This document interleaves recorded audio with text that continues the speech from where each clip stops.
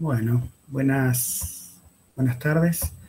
La idea de esta clase de repaso es la de poder charlar con ustedes el escrito de Lacan, que se llama El psicoanálisis verdadero y falso, un escrito que se encuentra ubicado en el programa de la materia, en la unidad de retorno, y si bien no es un escrito quizás tan complejo como la cosa freudiana y algunos que van a venir más adelante, tiene algunas cositas interesantes que nos sirven para seguir trabajando en esta idea de lo que es el retorno de Lacan a Freud. No sé si lo han podido leer o más o menos revisar. Es un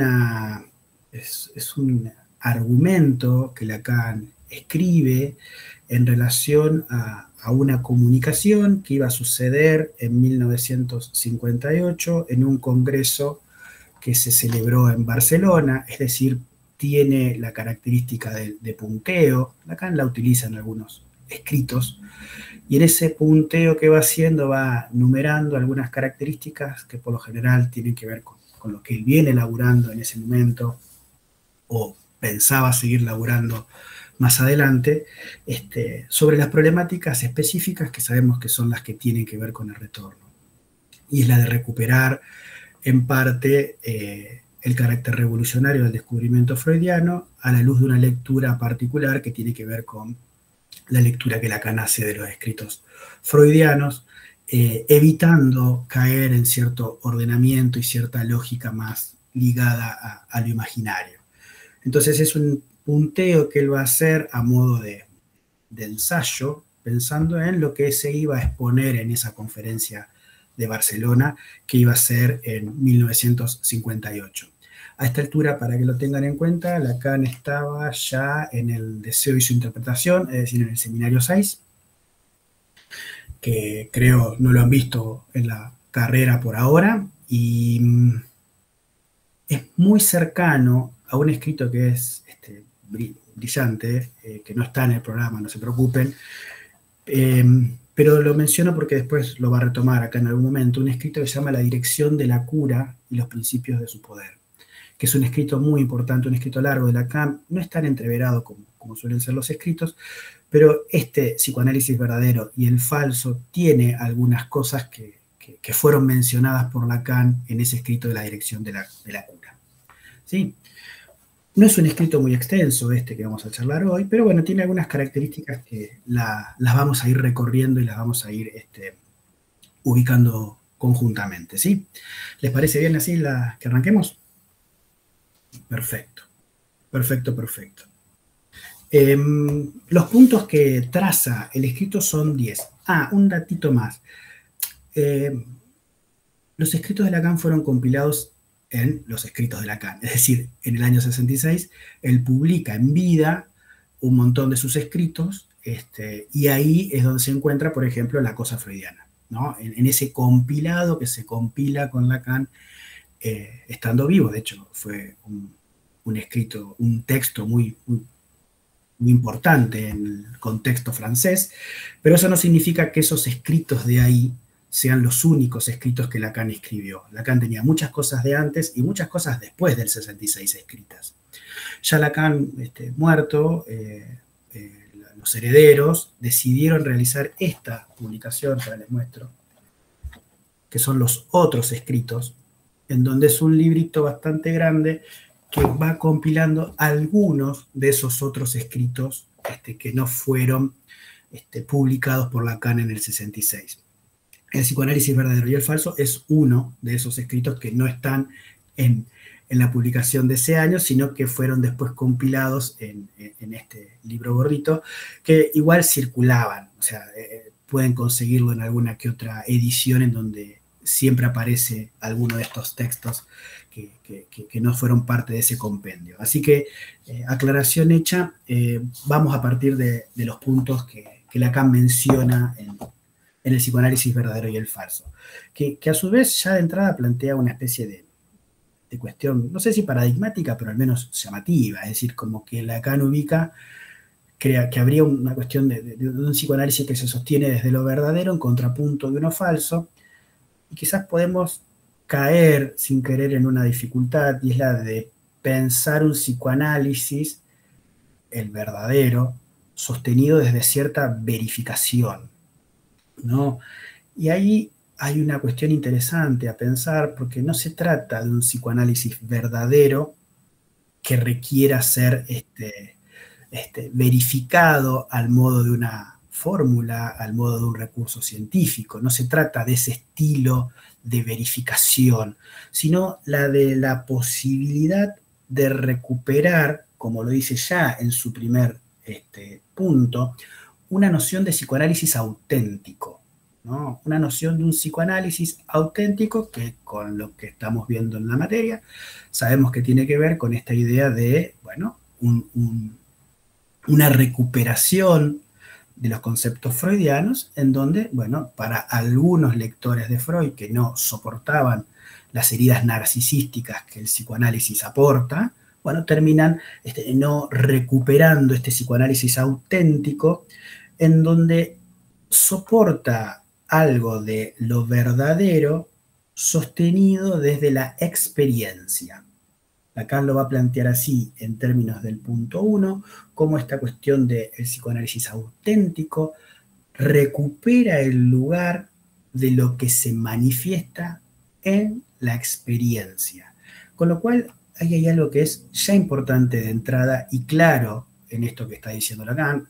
Recuerden que Lacan a veces no es claro. Bueno, acá está siendo claro que si queremos recuperar algo de un psicoanálisis verdadero, hay que ir a lo manifiesto de la experiencia psicoanalítica, con lo cual nos habla del lugar de la clínica, el lugar de la experiencia y el lugar de el poder recuperar lo que surge en ese descubrimiento de esa clínica, que tiene que ver con un psicoanálisis que opera en fines curativos, ¿sí? Que es algo que, recuerden, el escrito que le decía, la dirección de la cura, ¿no? Fines curativos, pero con una particularidad, y es a la cual muchos seguidores de Freud pudieron salir corriendo en términos de pensar lo que es la recuperación de la verdad.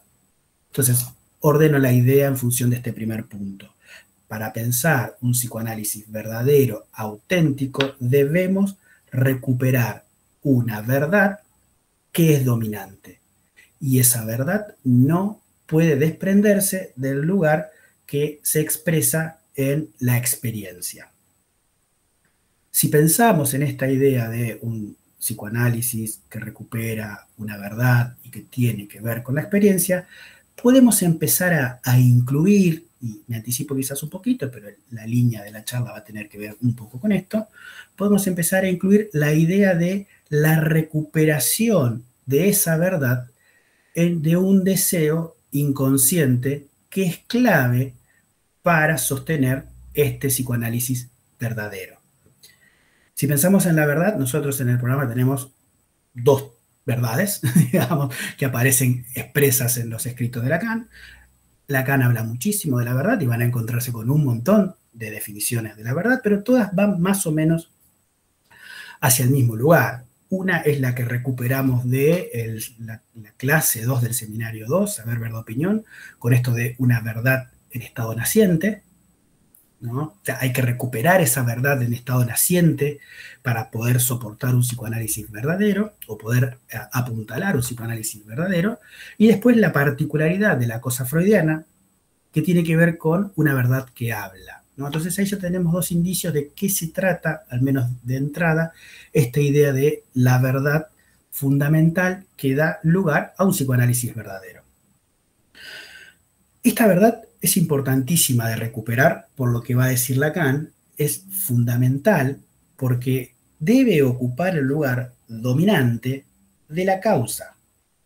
Es decir, si uno piensa en la experiencia del psicoanálisis y esa experiencia debe recuperar una verdad, es porque esta verdad es causa del inconsciente, es causa del psicoanálisis, ¿sí? La causa también es algo que nosotros vimos en el programa, entendido también un poquito más en el seminario 11 con una idea concreta del lugar de lo real en términos de esa causa, con lo cual sabemos que esta verdad tiene algo de ese soporte de real, ¿sí? Ahí ya empezamos a marcar o a delimitar qué sería este psicoanálisis verdadero y cuál sería el falso, ¿no? En todo caso, cuál sería este psicoanálisis que no apunta a la recuperación de esta verdad. Sería un psicoanálisis que olvida este origen. Digo, olvida algo de la aplicación a partir de la experiencia de esa verdad que se recupera en función de lo que apunta el psicoanálisis verdadero. Si hay un psicoanálisis que olvida ese desconocimiento, hace un desconocimiento de esa verdad, es porque ahí ya no se está dando lugar a la verdad como causa y no se está dando lugar a lo que mencioné y recuperamos en un ratito, a este deseo en términos de inconsciente. Vamos hasta aquí. Eso es más o menos lo que ronda el punto 1 de este escrito y nos lleva de manera directa a lo que sostiene este psicoanálisis verdadero, que para poder recuperar en términos de la verdad y este lugar de verdad como causa, no podemos desentendernos, dice Lacan en su segundo punto de este escrito, en la relación que existe del hombre con la palabra, elemento fundamental, herramienta fundamental por la cual alguien puede acceder a sus pensamientos inconscientes. Si no pensamos en la relación del hombre con la palabra, no podemos pensar en una ubicación de verdad al modo de causa y no podemos pensar en un psicoanálisis verdadero. Obviamente que la gente que se alejó de esto, según Lacan, hace esta idea o simula esta idea de pensar que el paciente, la paciente hable, pero recuerden, seminario 2, la introducción del gran otro, cómo Lacan ahí juega con esta idea de de hacerlos hablar para hacerlos callar, ¿no? Esta idea de pensar a los hombres como luna, y si se los piensa a los hombres como luna, bueno, justamente se los hace hablar para que no digan nada. Entonces ahí ya la relación con la palabra, si bien está, no es al modo de la recuperación de esta verdad, sino al modo de un instrumento para que se pase de forma sugestiva a un reforzamiento yoico. ¿Sí? Entonces, digo, es interesante esto del lugar que Lacan plantea a pensar la relación del hombre con la palabra, porque a partir de esta relación es que se arriba, dejando hablar, no hacerlos hablar para hacerlos callar, dejarlos hablar para sorprendernos, cómo se puede pensar a partir de este medium, dice Lacan, que es la palabra, cómo hay una idea de un psicoanálisis que nos lleva a ese saber no sabido y esta verdad que habla o esta verdad en estado naciente. Acá Lacan ya en este segundo punto plantea una especie de complejidad a la cual es difícil, se hace difícil a veces sortear, ¿no? Una tiene que ver con la relación que existe con la biología. Esto es interesante, ya nosotros lo vimos en el programa. Van a ver que yo voy a ir tratando de conectar con puntos del programa y algunos inclusive anticipar para lo que se viene en el segundo cuatrimestre, pero me parece que eso les puede llegar a ser útil.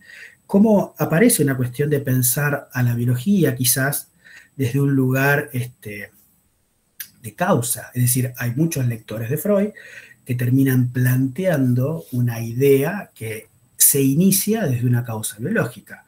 La necesidad, como lo plantea Freud en el proyecto de psicología para neurólogos, esta que requiere que venga un otro a asistir, muchos lo han leído, y gracias a Lacan entendemos que no es así, como que es una necesidad biológica. O sea, el niño necesita comer, y como necesita comer, grita, y como grita, vienen a darle de comer.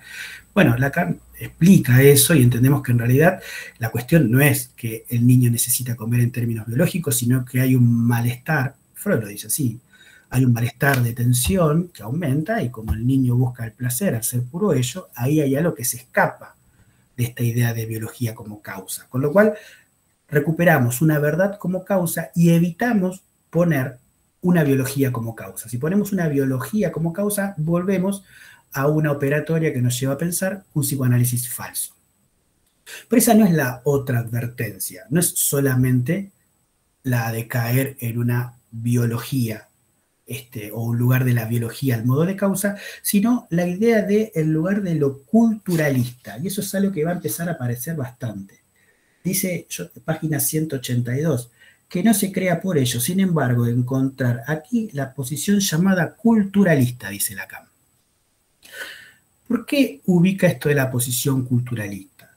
Porque existió un movimiento culturalista que a su vez llegó al psicoanálisis. Existe un psicoanálisis culturalista en donde hay grandes representantes, hubo grandes representantes, Karen Horney, el que se me viene a la cabeza ahora y se los planteo porque aparece después en la lectura que hace Lacan del sueño de inyección de Irma, Erik Erikson, que seguramente lo han sentido nombrar. Erikson es un psicoanalista que se define como culturalista. ¿Por qué Lacan pone el acento en eso? Recuerden, partimos de una relación del hombre con la palabra como medium, que esa relación del hombre con la palabra como medium nos hace pensar en una verdad como causa. Causa que no debemos confundir como biológica, pero tampoco como una causa culturalista, porque desde el psicoanálisis culturalista también se habla de una relación del hombre con la palabra, pero no en términos de esta verdad que plantea Lacan, sino en términos de un trabajo analítico que lleva a un sujeto a cierta adaptación cultural. Es decir, que es otra ala a la cual Lacan critica y pone a tensar en relación a su retorno.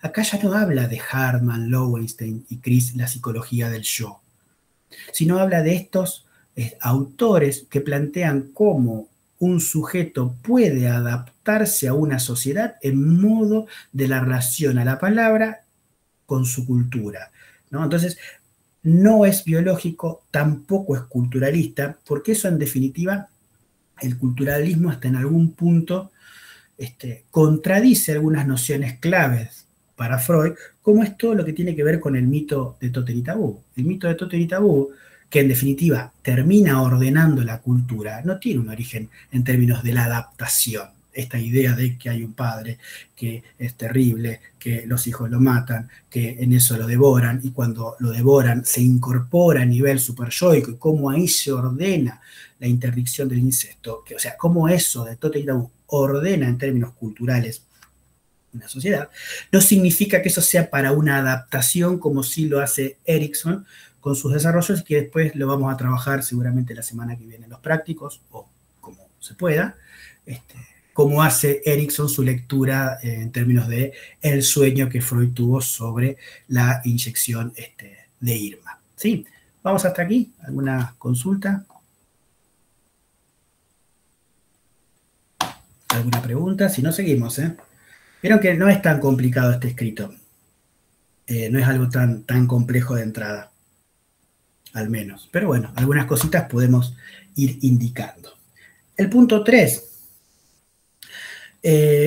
Bueno, sigue en la misma línea. Si la verdad no es biológica ni cultural, si la causa no es biológica ni cultural, bueno, ¿qué tenemos ahí? Tenemos que pensar en cómo hay algo de lo psíquico y cómo esto de lo psíquico tiene que ver con esta verdad que aparece en términos de la causa.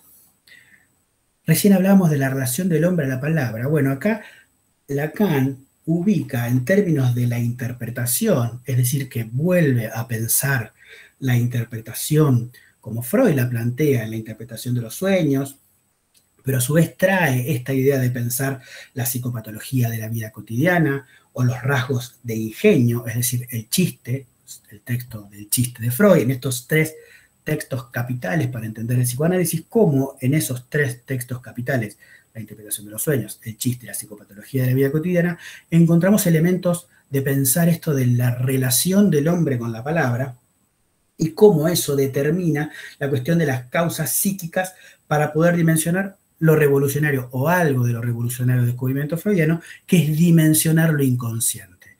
Es decir, que para pensar lo inconsciente no podemos deslindarnos de la relación que el hombre tiene con la palabra y cómo se dan en esto de la experiencia, algo que se mencionaba en el punto 1, cómo en esto de la experiencia, cuando uno habla, puede cometer estas cuestiones, fallidos, lapsus, chistes, y ahí se recupera esta idea de lo no formalizable de la verdad en términos de lo que genera y se da a partir de la causa y en relación a lo inconsciente.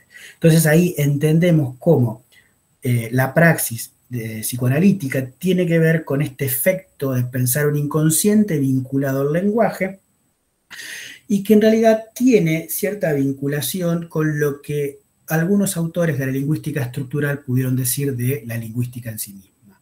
Como Lacan, tomando estos elementos de la lingüística estructural, ve y observa cómo hay cosas que aparecen ahí, en términos de los descubrimientos de Jacobson o de Saussure, elementos lingüísticos que son fundamentales para poder entender esta idea de un inconsciente y su relación con el lenguaje, y poder entender cómo es a partir de estas cuestiones lingüísticas que Lacan toma, la idea de pensar cómo se da esto de las formaciones del inconsciente tan fundamentales e importantes para poder entender qué es esto de la relación del hombre con la palabra.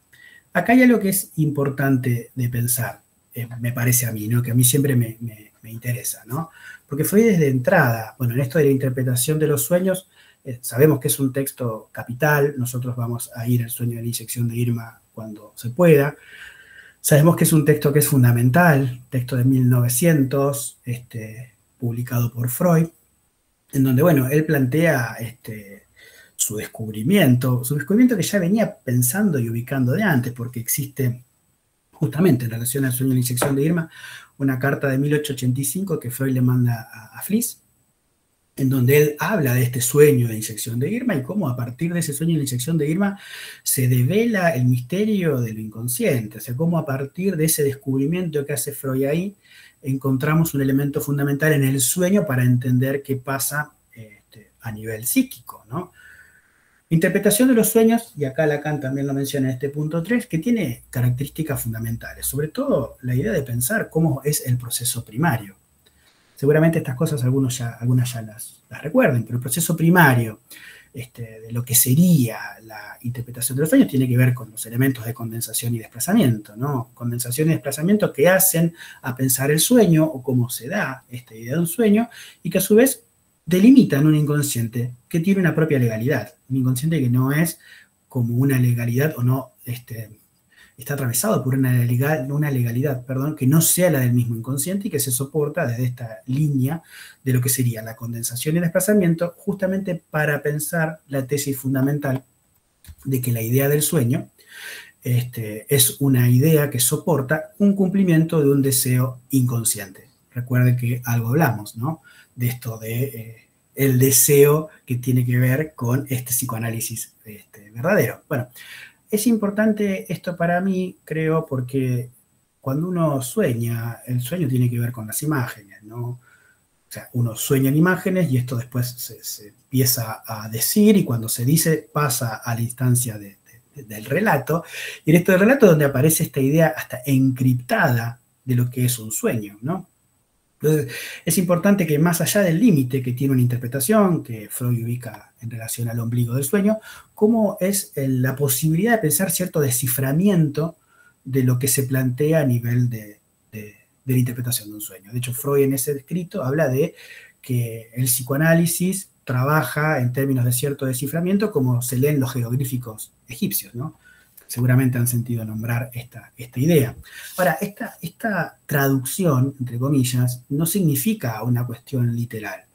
De hecho, Freud un poquito antes, ya seguramente lo van a leer en algunas de las materias, tiene un texto que se llama Estudios sobre las histerias, Estudios sobre la histeria de 1897, creo que es, en donde plantea ahí esta idea de escritura jeroglífica, anhelando, de hecho ahí es interesante porque Freud se define como analfabeto, o sea, hablando de la histeria se define como un analfabeto, pudiendo lograr en algún momento entender cómo se descifra este alfabeto tan extraño que soportan los síntomas conversivos. O sea, cuando Freud analiza o ve un síntoma histérico, dice, bueno, esto que dice este síntoma está queriendo decir otra cosa y necesitamos una traducción de esto que está apareciendo ahí. Por eso es que Lacan, en un escrito que se llama Función y campo de la palabra y el lenguaje en psicoanálisis, él habla de que Freud se parece, o podríamos compararlo, con un tipo que fue de apellido Champollion. ¿Quién fue Champollion? Fue el que descubrió, hace muchísimos años, cómo se leen los jeroglíficos egipcios, ¿no? Cómo es que pudo entender que cuando había un dibujito egipcio, ese dibujito significaba una cosa y no otra, ¿no? Entonces ahí ubica Lacan a Freud como este traductor de esos síntomas, de estos síntomas conversivos histéricos, justamente porque Freud mismo dice que acá hay algo que se está diciendo aunque se diga otra cosa. Y esa es la particularidad de la interpretación de los sueños, ¿no? Porque no, es un escrito que tiene que ver con pensar el sueño, con esta vía regia de acceso al inconsciente, y que son brindados en caso de un tratamiento a una interpretación. Ya sabemos, aunque no nos analicemos, aunque la gente no quiera el psicoanálisis, que si hablamos de psicoanálisis, algo de los sueños tiene que ver, eso ya está instalado culturalmente. Pero como este sueño que metaforiza un deseo inconsciente, se presenta al modo cifrado. Y acá hay una particularidad que a mí me gusta por ahí contar. No lo hago siempre, pero bueno, a ustedes se las voy a contar, que tiene que ver con el título de la interpretación de los sueños. El título de la interpretación de los sueños en alemán es Traumdeutung. Traumdeutung, se dice Traumdeutung, ¿no?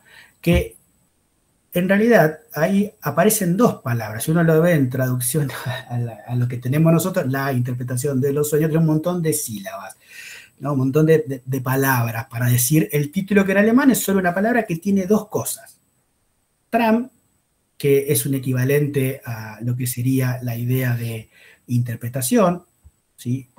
Espera que se suman algunos más acá. Y después, Deutung, que esa es la particularidad de lo que yo les quiero contar con esto, porque Deutung, en realidad, no sería la idea tanto de la interpretación. Perdón, Traum dije sueño, me confundí recién. Traum es el sueño, y Deutung tiene que ver con interpretación. Pero no sería la interpretación en sí como una traducción. Si ustedes ponen cómo se dice interpretación en alemán, no les va a decir Deutung, va a decir cómo se puede pasar de un idioma a otro algo que es imposible en sí mismo, porque Deutung viene de Deutschland, que sería Alemania. Si usted quiere traducir Argentina, un apellido argentino a otro idioma, terminan teniendo un problema de traducción. ¿Sí? Y esto es interesante pensar en términos de lo que implica abordar un sueño, porque, digo, en la Edad Media, el saber que tenía la comarca, el saber que tenía la gente que sabía, eran escritos en el idioma sacro que tenían que ver con el latín, ¿no? Entonces, para que eso pueda ser entendido por los pueblos, o sea, había un común lenguaje para un sector, y para que eso pueda ser entendido por el pueblo común, se lo traducía al Deutsch, de ahí viene Deutschland, ¿no? De ahí viene Alemania, se lo traducía un lenguaje vulgar, que tiene que ver con esa traducción de algo que no se reduce a una mera pasar de una cosa a la otra, sino que soporta algo de la recuperación de esta verdad. Piensen que, en todo caso, cuando hay una interpretación de un sueño, el límite mismo del ombligo lleva un límite de la interpretación, no es agarrar un texto y traducirlo literal, sino que ahí habla de esta imposibilidad de inscripción, que esta imposibilidad de inscripción tiene que ver con la recuperación un poco de esa verdad en estado naciente o esa verdad que habla. Hasta acá estamos con el punto 3. Che, espera que sigo admitiendo. ¿Sí? ¿Alguna pregunta, alguna duda? Si ya nos metemos con la interpretación de los sueños, pero no separamos a la interpretación de los sueños, en realidad al inconsciente, con esta idea de la cuestión de la lingüística, la cuestión de lo que Lacan recupera de una lingüística que le da las herramientas para entender un inconsciente vinculado con el lenguaje, entendemos cómo existe, y eso ya lo vieron ustedes con el seminario 2, la posibilidad de pensar una promoción fundamental, que es la que tiene que ver con este lugar que tiene la palabra. Y este lugar que tiene la palabra adviene desde el otro con mayúscula. Esto lo han visto seguramente en los prácticos, que hay dos otros, uno semejante, el del esquema L, y otro con mayúscula, que es el que da lugar a lo simbólico y da lugar a la alteridad, y que Lacan ubica acá en relación a esto de la otra escena, ¿no? Freud hablaba de lo inconsciente como otra escena, pero cuando Lacan dice, bueno, pero el inconsciente es el discurso del otro con mayúscula es porque en este otro con mayúscula da lugar a entender lo que sería esta otra escena, por algo fundamental, y es que el determinismo inconsciente viene del otro con mayúscula. Recuerden el esquema L.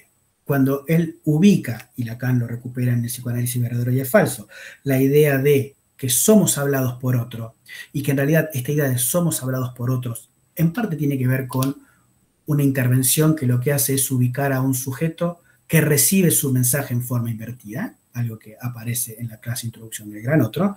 Esta idea de pensar la vuelta que le da el mensaje en forma invertida a ese sujeto que está hablando, lo hace responsable de lo que está diciendo. Y por eso son las famosas frases que la van a leer en varios lugares: tú eres mi mujer, tú eres mi amo, algo que Lacan plantea en este punto. ¿Qué sería esto de cuando un sujeto dice tú eres mi mujer? En términos del determinismo del otro con mayúscula, se ubica en posición de sometimiento de este otro con mayúscula diciendo, bueno, si tú eres mi mujer es porque yo soy tu marido. Entonces ahí hay un efecto de que se recibe en forma invertida justamente para pensar las particularidades de este inconsciente sostenido desde la estructura del lenguaje. Si yo te digo tú eres mi amo, automáticamente en términos de que por más que creas yo que te estoy diciendo vos sos mi amo, en el fondo me estoy ubicando solo como esclavo. Entonces, la particularidad de esta relación que se da en términos del discurso y la palabra soporta esta idea de ubicar ahí la recepción de un mensaje en forma invertida, justamente porque este mensaje en forma invertida adviene del lugar del otro con mayúscula. Hasta acá tenemos unos 4 primeros puntos que son fundamentales, sobre todo esta idea de pensar que si vemos esta idea de la relación del hombre con la palabra y cómo esto tiene que ver con la lingüística estructural, obviamente que acá lo que tenemos que ubicar es a Saussure, Ferdinand de Saussure, con su signo saussuriano y cómo Lacan opera el signo saussuriano, entendiendo que en realidad la realidad del inconsciente tiene que ver con el significante y cómo esta realidad con el significante lleva a un punto a decir cosas y a veces hasta decir cosas que no se saben, y ahí recuperamos esta idea imposible de formalizar que tiene que ver con la verdad. Pero ojo, este sujeto que habla, este sujeto que puede decir una verdad, no está exento de quedar capturado en términos imaginarios. Imagínense que el esquema L, en vez de estar así los 4 puntos bien separados, se pegotean las 2 esquinas. Entonces confundimos yo con sujeto, otro con mayúscula con el semejante. Si se pegotea ese esquema, si se aplasta, si queda finito, ahí hablamos de que hay una captura, o podemos pensar que hay una captura imaginaria de lo que ese sujeto está diciendo. Vuelvo un cachito más atrás, chicos y chicas, es volver a pensar esta idea de hacerlos hablar para hacerlos callar, ¿no?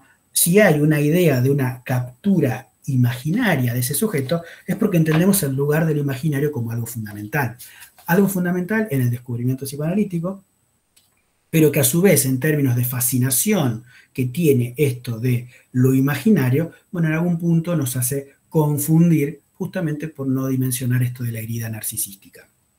Si pensamos en la cuestión de lo imaginario o la relación imaginaria que hay en términos de lo que sería esta fascinación, Lacan menciona en el punto 5 el lugar que tuvo en 1914 Introducción al Narcisismo, texto fundamental para el descubrimiento freudiano, porque ahí lo que aparece es una ruptura en términos de la libido, en términos pulsionales, y ya la pulsión no es tan clara en términos de autoconservación, y podemos pensar un narcisismo primario que se da previo a la elección de objeto. O sea, Lacan entiende que ese texto de interpretación de los sueños es clave, es fundamental, es nodal, y por eso él hace el desarrollo del estadio del espejo como algo fundamental para entender cómo es esta construcción de un yo a partir de la imagen de un otro, algo que aparece en uno de los ejes del esquema L. Pero bueno, tengamos en cuenta que esta idea de un yo redondo, esta idea de un yo en términos imaginarios y especulares, puede llegar a generar una confusión en términos de la apuesta clínica, justamente objetivando ese sujeto desde un lugar imaginario. Entonces, el punto 5, Lacan abre un poquito el paraguas y dice, bueno, sostengámonos en términos de lo simbólico, lo imaginario está y es fundamental que esté, es clave que esté, pero no se trata de ir a esta verdad justamente para sostener algo desde el narcisismo, sino justamente para ver cómo cae ese narcisismo, cómo hay algo de el yo que cae en términos de quien habla y no sabe lo que va a decir, y cómo ese yo cae, bueno, alguien puede arribar a lo inconsciente. ¿Sí? Bueno, hasta acá estamos. ¿Se va siguiendo? Están todos muy calladitos. Sí, profe, se sigue hasta ahora. Perfecto. Sí, buenísimo, sí. buenísimo. ¿Vamos bien? Hola, estoy transcribiendo esta llamada con mi extensión. Bueno, no sé qué sería eso, pero espero que no sea peligroso. Éxitos. Bien, punto 6, ¿les parece? Vamos que quedan 4 más y después abrimos el diálogo. Punto 6 vende un poco de humo. Lacan siempre vende un poco de humo. Y no está mal. El punto 6 tiene que ver justamente con la recuperación de este otro escrito que les decía yo, que está muy cerquita, que tiene que ver con la dirección de la cura y los principios de su poder. Es interesante porque los títulos de los textos de Lacan son muy largos, los solemos acortar, y en eso que acortamos dejamos cosas importantes por fuera. La dirección de la cura. ¿Leíste la dirección de la cura? Bueno, es la dirección de la cura y los principios de su poder, con lo cual es interesante pensar cómo en la cura psicoanalítica lo que se maneja es poder, ¿no? Hay que ver cómo se usa ese poder, ¿no? Pero si uno apunta a las cuestiones en términos sugestivos o en términos de pensar esta idea de un reforzamiento yoico, está haciendo un abuso de un poder que no apunta a una dirección de la cura, sino apunta a la dirección de un paciente. Que no es lo mismo dirigir a un paciente, vos podés atravesar este problema, a dirigir una cura justamente apuntalando este psicoanálisis verdadero. La dirección de la cura es un texto muy largo, pero ya le digo, no es muy complicado, tiene 5 puntos. Los 4 primeros son preguntas. ¿Quién analiza hoy? ¿Cuál es el lugar de la interpretación? ¿Cuál es la situación actual de la transferencia?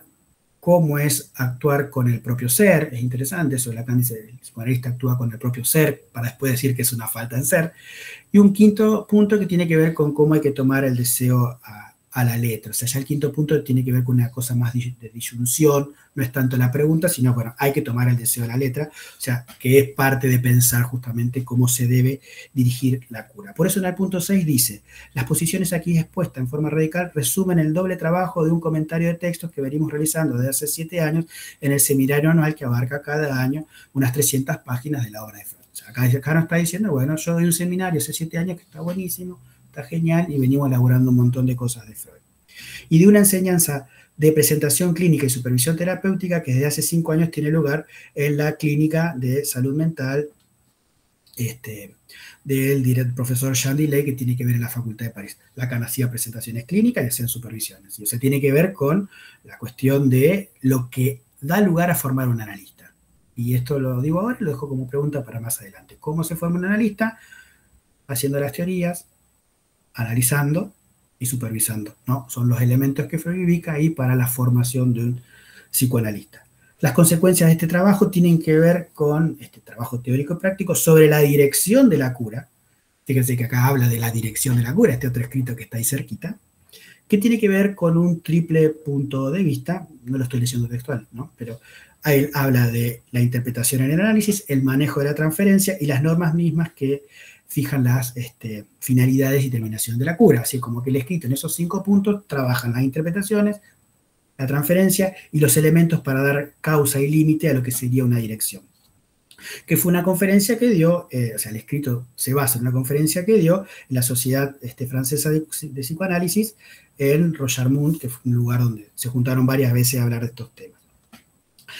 ¿Qué dice Lacan al final del punto 6? Bueno, justamente, esta Sociedad Francesa de Psicoanálisis, esta es la parte más política que aparecen en todos los textos, o muchos de los textos de Lacan, bueno, en algún punto plantea estas cualidades o estas características de interpretar la obra de Freud, de dar una vuelta de retorno, de poder pensarlo clínicamente, de pensar las interpretaciones, justamente no sostenida en términos de lo que se supone debiera ser, según los parámetros, según las indicaciones de lo que Freud plantea en sus asociaciones como la Sociedad Internacional de Psicoanálisis, o sea, la Internacional de Psicoanálisis, que delimitaba un mecanismo más o menos estandarizado de lo que sería analizar. Bueno, Lacan da lugar a entender que desde las formas que ellos lo vienen trabajando en su institución, la Sociedad Francesa de Psicoanálisis, con todo esto que dice en el punto 6, habilita a pensar que ellos están haciendo un trabajo sobre el psicoanálisis claro y fundamental, y que justamente tiene que ver con no entrar dentro de las cuestiones burocráticas,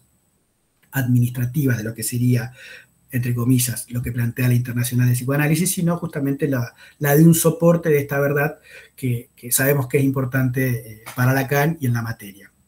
Si no, no hubiese hablado en uno de los puntos de la cosa freudiana, homologando a Diana y Action, para poder entender cómo es esta verdad que bueno, los discípulos de Freud no pudieron tolerar, algunos, y terminan devorándose como los perros de casa devoran Action, cuando él puede descubrir, cuando Freud puede descubrir algo de esta verdad en términos de lo inconsciente. Ahí llegamos al punto 7. Ahí llegamos al punto 7. El punto 7 que tiene que ver con entender algo de las fases doctrinales de Freud, ¿no? Él ubica en este punto cómo se puede pensar la doctrina freudiana en términos de ciertas líneas que van a coordinar el lugar de la investigación, y este lugar de la investigación en términos de las fases doctrinales de Freud ya especifica Lacan de que se trata, algo que lo venimos anticipando, pero que se trata de la relación de este sujeto que tiene que ver con la emergencia, un sujeto es lo que emerge en una formación del inconsciente, con lo que sería la cadena de significantes. Es decir, si uno piensa el inconsciente como una cadena de significantes, en esto de la relación entre significantes y la oposición entre significantes, puede alguien decir algo que no sabía que iba a decir. Y en eso que es disruptivo dentro del discurso, que en términos generales, en términos culturalistas, no se sostiene, pero en términos del lugar del psicoanálisis y la revolución copernicana que Freud descubre, ¿no? Que Freud conlleva con su descubrimiento, bueno, justamente ahí, en esa idea de pensar este sujeto que emerge en relación a la cuestión del lugar del significante, es lo fundamental para pensar este psicoanálisis verdadero, porque ahí, vuelvo, tenemos la particularidad de entender cómo va o cómo viene la idea de un deseo inconsciente que da lugar a pensar esta lógica del inconsciente. Si no entramos, o si perdemos de vista, mejor dicho, esta idea de un deseo inconsciente, lo que queda como confuso es el lugar de las demandas, que, bueno, terminan a veces confundiendo el rol del tratamiento o el rol de lo que se debería hacer en una especie de psicoanálisis verdadero en relación a la cura en sí mismo. Esto del deseo inconsciente es fundamental, y acá voy a comentar el punto 8, y es algo que lo vamos a recuperar más adelante, segundo cuatrimestre, algunas cuestiones, pero bueno, esto que tiene que ver con este sujeto del significante, con el sujeto efecto del significante, que tiene que ver con esto de el lugar de la palabra, y por eso Lacan menciona al principio del punto 8 función y campo de la palabra y el lenguaje, ese que yo les mencioné, lo de Champollion hace un ratito. Lenguaje que no es solamente cuando uno habla, también hay cuestiones preverbales, ¿no? E inefables, ¿no? Hay cuestiones que, o sea, cuando dice el niño es hablado, ya hay algo del lenguaje que empieza a inscribirse, aunque ese niño no hable, o esa niña, ese bebé o esa bebé no hable, ya hay algo del lenguaje que lo atraviesa, es decir, hay un determinismo que va más allá de la adquisición de poder decir palabras, y que no debe reducir el campo del lenguaje a la palabra, porque justamente son las palabras las que nos permiten llegar a ese lugar de un psicoanálisis verdadero. Bueno, tiene la particularidad de poder pensar que el deseo no debe quedar reducido a la demanda y que el deseo se va a sostener pensándose desde lo que, palabrita que ya se la empezamos a mencionar, al menos en esta materia, tiene que ver con la idea de el falo. ¿Sí?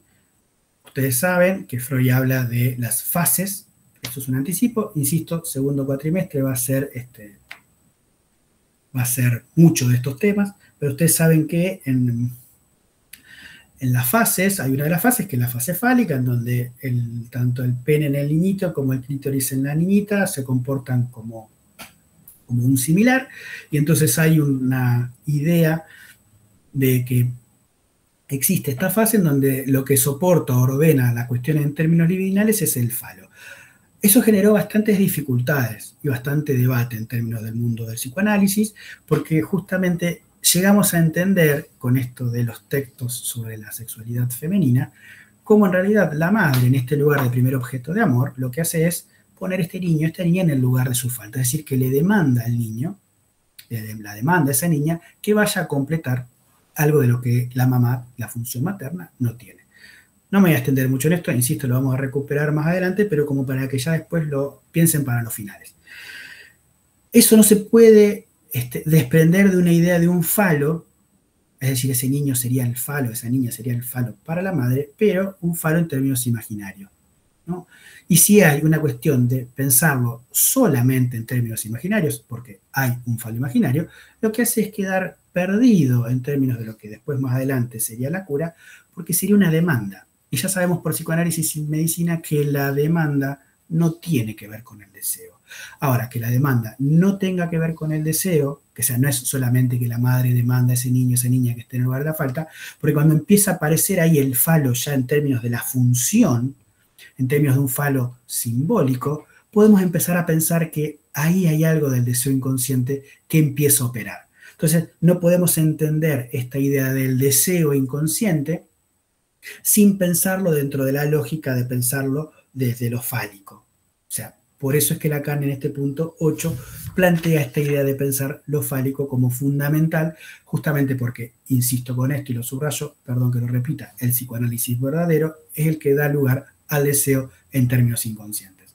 Y como lo vimos en varios lugares, si tiene que ver con el deseo, la demanda ahí no juega tanto, aunque la demanda aparezca constantemente, porque no es algo que no esté en las relaciones en términos de las personas. La demanda está constantemente, aparecen las demandas, y de hecho las demandas muchas veces son las que dan lugar a pensar el análisis, el psicoanálisis. Por eso en el punto 9 habla de pensar estas problemáticas de la dirección de la cura justamente en términos de la separación de lo que sería la sugestión y la transferencia. Recuerden que Freud en su descubrimiento de lo inconsciente pasa por esta idea más sugestiva, a dejar hablar al paciente. Bueno, recuperemos lo que trabajamos, así ya lo tienen presente para los parciales, lo que aparece en las 5 conferencias, que han trabajado en los talleres de lectura de manera espectacular, ahí viendo puntualmente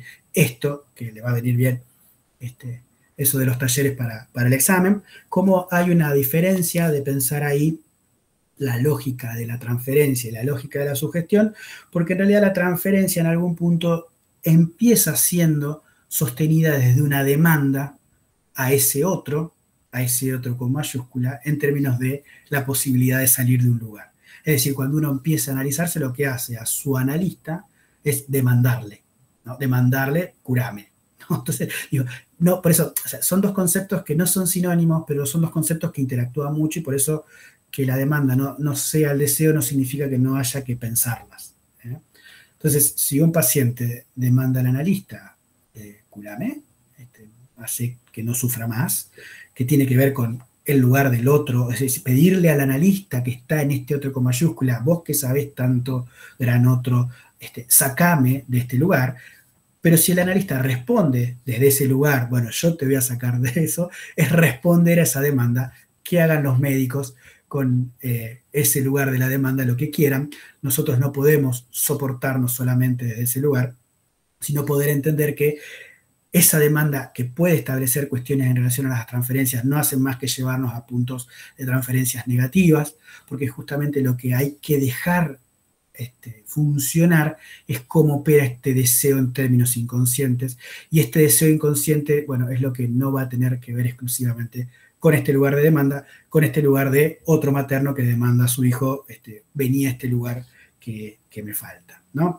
Y por eso es que Lacan en este punto también, en esto de pensar lo del deseo, retoma la famosa frase que vimos en La cosa freudiana y en varios lugares, que es en donde ello era, el yo debe advenir, ¿no? Es frase que Lacan lo toma como un punto clave para entender su retorno a Freud, y que tiene que ver en donde, bueno, donde el ello era, o donde eso era, ¿no? Donde eso era, hay algo del yo en términos del ye, en términos de que habla, que si no nos corremos y damos lugar a este ye, es decir, si quedamos entrampados en un moi, en donde el ello era, el yo moi debe advenir, es responder a este lugar narcisista, es buscar una respuesta en análisis que tiene que ver con una demanda. Si uno piensa esta frase en términos de que en realidad este yo que debe advenir que Lacan en algún momento en la ciencia de la verdad ya hasta lo indica como el sujeto debe advenir, bueno, justamente porque hay algo de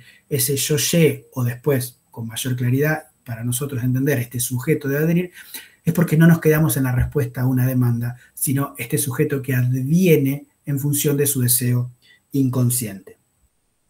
Este punto es bastante más complicado que los otros, pero bueno, creo que se va más o menos entendiendo. Y por último, y después abrimos la charla, es cómo Lacan cierra este punteo con el porvenir, ¿no? Esto es fundamental y algo que suele aparecer, porque a Lacan no solo le importaba hacer algo con esto, sino a su vez hacer algo con esto y que perdure. Entonces, justamente el porvenir que soporta la clínica o que soporta el porvenir de la supervivencia que pueda llegar a tener el psicoanálisis es un superviviente, ¿no?, de la época desde que existe, constantemente se lo quiere eliminar.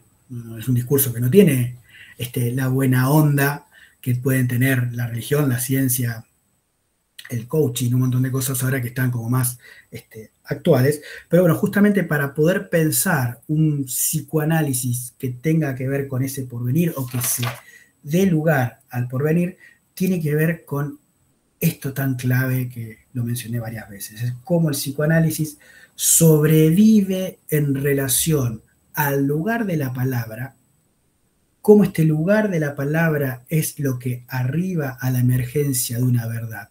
Y mientras haya candidatos, por eso Lacan estaba muy preocupado por la formación de analistas, ¿no? Cuando haya candidatos y candidatas a poder pensar este psicoanálisis que recupera a partir de la palabra la emergencia de una verdad y que no cae en las lecturas confusas en donde terminan pensando un psicoanálisis reducido a una psicología general, que es una crítica que Lacan menciona en varios lugares, ¿no? Esta cuestión más de psicologizar el inconsciente, pensándolo más como un efecto en donde lo que importa es un reforzamiento yoico o un sujeto adaptado a la cultura o una causa biológica. Bueno, mientras exista candidatos y candidatas que puedan soportar esta idea de un deseo, que es el deseo de ser analista, de analizar, dice Lacan, bueno, el psicoanálisis tiene lugar en términos de la supervivencia y no va a quedar reducido a una psicología, a una práctica, como lo dice en psicoanálisis medicina cuando habla del lugar del discurso médico hegemónico, como un lugar colateral para una ayuda auxiliar, sino que justamente tiene que ver con esta idea de recuperar esa verdad que surge, que emerge a partir de la palabra. Más o menos eso, quizás fue medio veloz, pero más o menos eso es lo que Lacan recorre en este punteo de estos 10 apartaditos para entender con claridad que, bueno, si uno quiere pensar este psicoanálisis verdadero, lo que debe soportar es el lugar de la verdad y cómo ese lugar de la verdad se desprende de todos los elementos, o cómo, mejor dicho, a partir de la verdad, podemos desprender todos estos elementos que Lacan ubica, justamente porque con eso que Lacan ubica es que pensamos el retorno a Freud. Si nos quedamos con esta idea de el olvido, y el olvido es fundamental porque si uno olvida el origen, olvida lo que dijo Freud. Recuerden que yo les leí esto del síntoma, les comentaba esto del síntoma en sueños, en la cuestión de los estudios de la histeria, que es de 1897, dije. O sea, estamos hablando de que algo que aparece hace muchísimo tiempo y que Freud lo dijo desde entrada. Si uno se olvida de eso, termina psicologizando, termina pensando en una cuestión de adaptación cultural, termina reforzando un yo, termina pensando en una biología como causa y no termina recuperando esta verdad en estado naciente o esta verdad que habla, que se ubica en relación a la causa y que es fundamental para entender la lógica de este deseo inconsciente que nos hace pensar en un psicoanálisis que puede llegar a sobrevivir a pesar de tantas críticas que suele tener en todas las épocas, en todos los momentos y en todo el lugar. Bueno, quizás medio veloz fue, pero bueno, no sé. Escucho preguntas. Un recuento breve de los 10 puntos, por supuesto, Manuel. A ver, ¿hay alguna otra pregunta más o lo hacemos? Hacemos el recuento y después vemos si hay otras preguntas, ¿les parece? Primer punto, distinguir distinguir psicoanálisis verdadero del falso.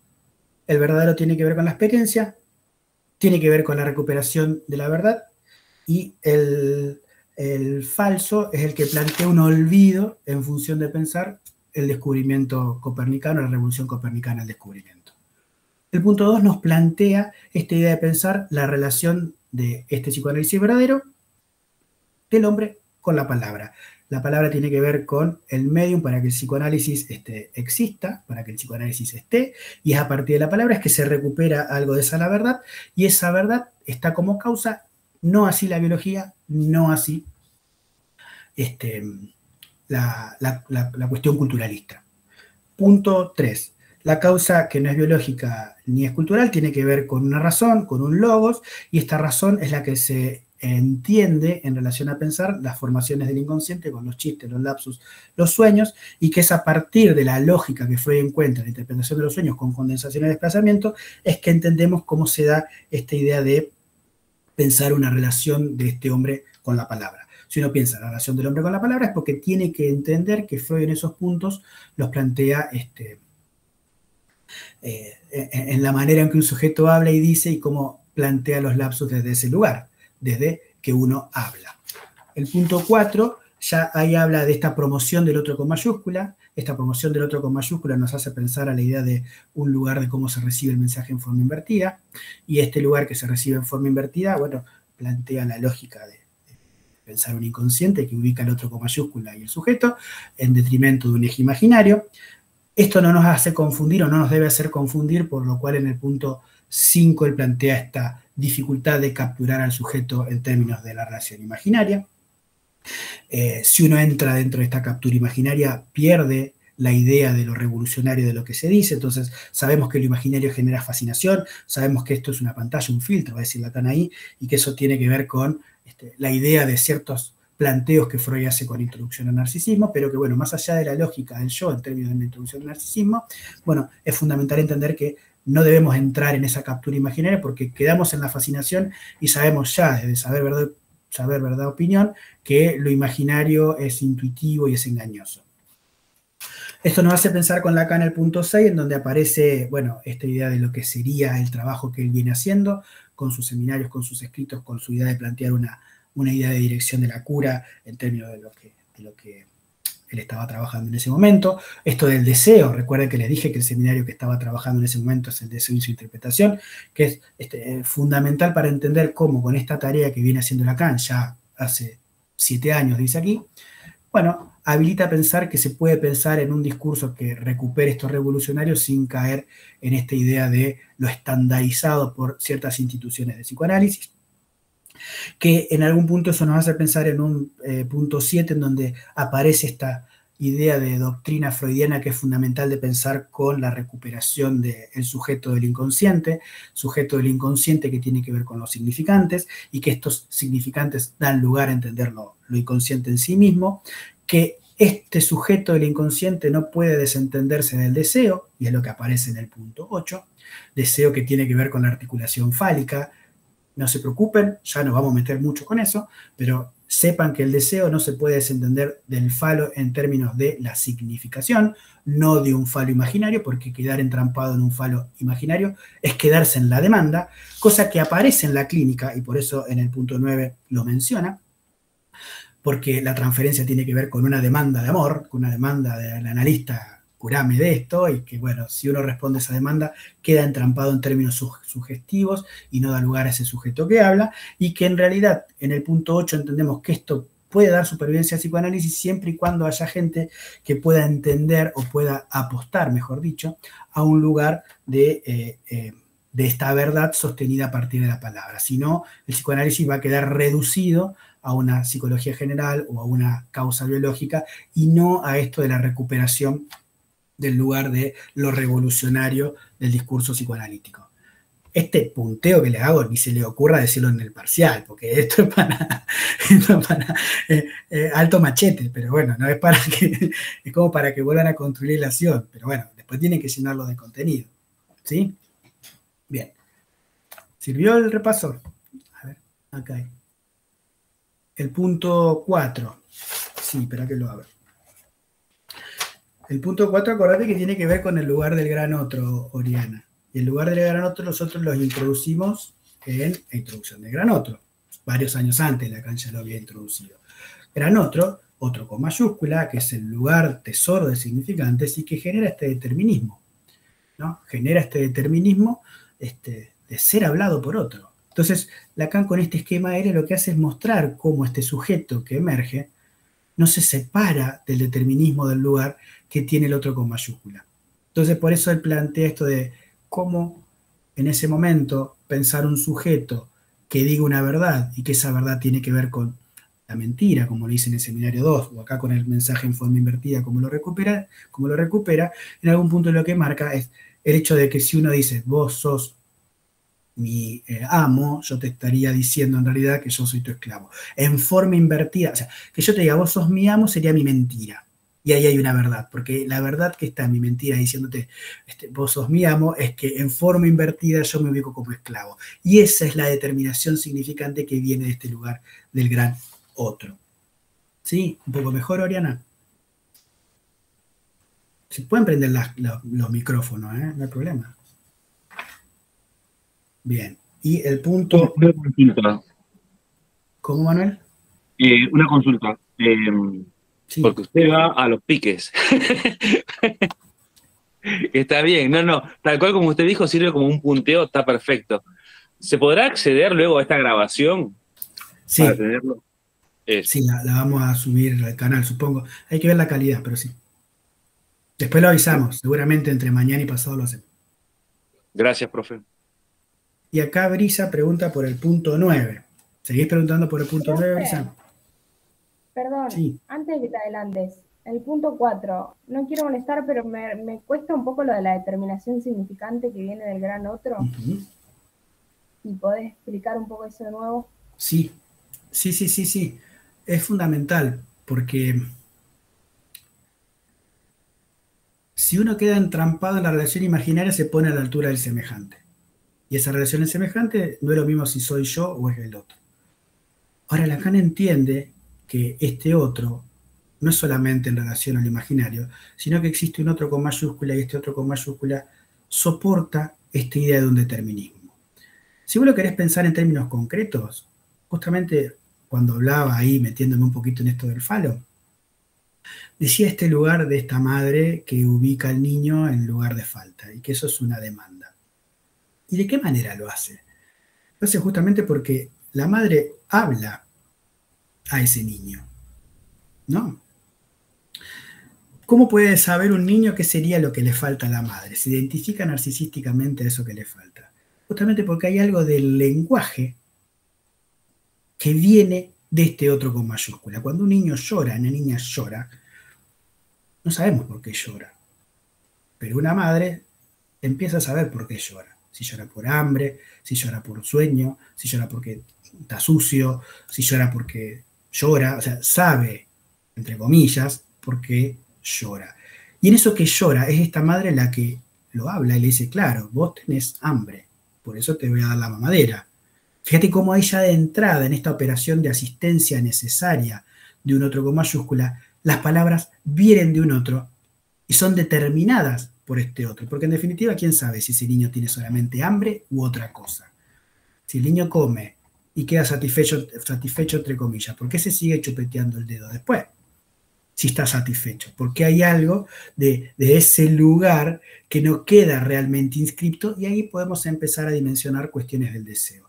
Pero es el otro el que nos determina en términos de las palabras que utilizamos. Nosotros somos hablados por otro. Por eso el artilugio que plantea Lacan acá es la de que ante la mentira que uno dice, por eso la mentira no la asociemos como algo falso. Si un paciente te miente, bueno, vas a hacer una pericia y decir, bueno, a ver, ¿es verdad que saliste anoche con fulano o es mentira? Vamos a ir a buscarlo, vamos a ver. No tiene que ver con eso, tiene que ver con lo que se dice en términos de eso que está diciendo, y eso que está diciendo, que no es una verificación en términos de lo que hizo o no hizo, recupera algo de este lugar que recibe del gran otro. ¿Por qué? Porque si uno recupera algo de ese lugar, de este determinismo del gran otro, permite que ese sujeto se responsabilice de su deseo. Entonces ya no es, vos sos mi mujer, yo soy tu marido. Responsabilízate del lugar que vos tenés para ese otro y no de lo que el otro te determina. ¿Sí? ¿Un poco mejor, Milagros? Sí, creo que ahí se aclaró un poco más. Buenísimo, Gracias. buenísimo. Igual está bueno esto, pero quédense tranqui que se recupera. Cuatrimestre que viene mucho de estos temas, con los temas de sexualidad. Bien. Profe, yo tengo una pregunta. Dale, Martina. Cuando se habla del psicoanálisis falso, esto es lo que no entendí recién por lo que escuché que le explicaste recién a la compañera. Sí. El psicoanálisis falso también sería tomado porque ese sujeto que hable sería como el yo que habla desde un determinismo, o nada que ver. No, ahí te enredaste un poco. No, el psicoanálisis falso es el que pierde de vista los orígenes. Y los orígenes tienen que ver con un descubrimiento de Freud de esa verdad. Es un psicoanálisis que pierde esa verdad como causa, que no le da lugar a esa verdad como causa. Es pensar que queda solamente formalizado, diríamos con saber, verdad, opinión. Que no hay algo de un arete que no alcance a inscribirse. El psicoanálisis falso es el que toma los caminos que toman postfreudianos de pensarlo en términos de una adaptación, en términos de una biología, en términos de un reforzamiento. ¿Por qué? Porque si se adapta, si es biológico o si es reforzamiento, según Lacan, no se escucha esa verdad. Y si no se escucha esa verdad, no se escucha el sujeto que está hablando de esa verdad. Y no se escucha los significantes que ese sujeto está diciendo. Y no se recupera nada del deseo inconsciente que determina la práctica clínica.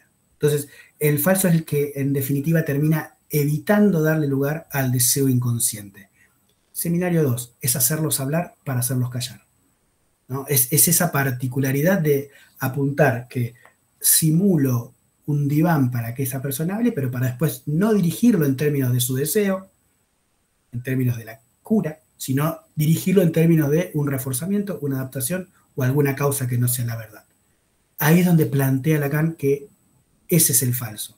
Por eso, en realidad, dice poquito el falso. A Lacan le importa delimitar lo verdadero, ¿no? O sea, ir bordeando dentro de lo imposible, y por eso vamos por el significante, vamos por el sujeto, vamos por el deseo, vamos por el lugar de esto, la transferencia, para entender cuál es el verdadero, que lo que hace el verdadero es no olvidar sus orígenes. Porque en los orígenes está Freud recuperando esta verdad. ¿Sí, Martina? Perfecto, gracias. Bien. Profe, hola, a mí me quedó una duda del punto 8, de que el deseo no tiene que quedar reducido a la demanda, pero en el práctico, que acá es donde me surge la duda, como que nos dijeron que el deseo surge entre la necesidad y la demanda. Pero está perfecto, Valentina. Que surja entre la necesidad y la demanda, vos no sos Valentina. No. Si surge, pusiste cara de que no soy Valentina. Si surge entre la necesidad y la demanda, no estamos diciendo que sean iguales. Ajá. Estamos hablando de una cosa es el deseo y otra cosa cómo surge ese deseo. ¿Cómo surge ese deseo? Entre la necesidad y la demanda. Pero no estamos diciendo que se adapta a uno de los dos. Claramente es primera experiencia de satisfacción. El niño grita por un malestar que tiene. Como grita, convoca al otro. ¿Qué hace el otro? Responde a esa demanda. Vuelvo a lo de que se alimenta. Chupetea después de alimentarse si está satisfecho. ¿Por qué se sigue chupando el dedo? Porque hay un deseo que no se inscribe. Entonces el deseo surge como un resto entre la necesidad que tiene ese niño y la demanda del otro para responderla. Pero eso no significa que el deseo sea uno o sea el otro. Es un resto entre los dos. El niño grita por algo, se lo asiste por algo, y ahí viene esto de la demanda del otro, se lo asiste porque tiene hambre, dice el otro materno, y en eso, bueno, hay algo que se filtra, se escapa, se escabulle, que tiene que ver con este deseo inconsciente. Si te quedás en el lugar de la demanda, y por eso Lacan habla de la transferencia, es justamente responder ahí a esto de, bueno, ¿qué pide uno y qué le doy? Y quedamos ahí. Ahora, el deseo no es solamente eso, es justamente lo que no tiene que ver con eso. Es esto que va por vía fálica, que va por vía de la persona que habla, del sujeto que habla, que tiene que ver con los lapsos, ¿no? Va por otro lado, no es solamente, yo digo, curame, vos sos mi psicoanalista, curame por esto, porque estoy mal, porque tengo un duelo. Y bueno, me acompañarás en el duelo, pero después el deseo seguramente va por otros lugares también. Entonces digo, ahí es donde no hay que confundir los tres términos. Bien, perfecto, gracias. ¿Está bien, no, Valentina? Vale. Bien, acá Brisa quiere el punto 9. Espera que me saque los lentes. ¿Qué parte no se entiende? Te perdiste mucho. Bueno, es esto de la transferencia, seguimos hablando un poco de eso. No sé si con lo que se habló después se aclaró. Esto de pensar el lugar de la transferencia versus la sugestión. Porque la transferencia, si se convierte en sugestión, ahí es el otro respondiendo a la demanda. Es el otro analista respondiendo a la demanda de ese paciente, que Lacan lo ubica en psicoanálisis y medicina. El paciente va al médico demandándole tal cosa. Bueno, Lacan dice, el análisis no va por ahí. Y si no va por ahí, bueno, justamente se apuntará a la transferencia y no tiene que ver con la sugestión, no tiene que ver con un paciente que va a un análisis para reivindicar sus síntomas. No es un paciente que va a análisis para decir, che, estoy en duelo, sí, estás en duelo, listo, ya está, no es eso. Justamente que hable de eso y eso plantea las cuestiones transferenciales y seguramente hablará de su duelo, pero en algún momento hablará de otra cosa también. Y esa otra cosa que se hablará tendrá que ver con esa verdad que se recupera. Por eso es que ubica ahí nuevamente la frase en donde, donde el yo es el yo imaginario, el que debe venir, es entramparse en la demanda, es entramparse en esta idea de una sugestión, porque hay un yo a reforzar para que no joda el ello. Ahora, si se ubica como Lacan traduce esa frase en términos de un yo que no tiene pregnancia imaginaria y que habla y que habilita a pensar una emergencia del sujeto, o inclusive, como lo dije hace un rato, en La ciencia y la verdad, un sujeto debe advenir, porque debe advenir algo que plantee esta relación del hombre con la palabra y que plantee algo de este deseo inconsciente. Sí, Brisa, no sé si ahí te ayuda un poquito más. Pero seguimos hablando del tema.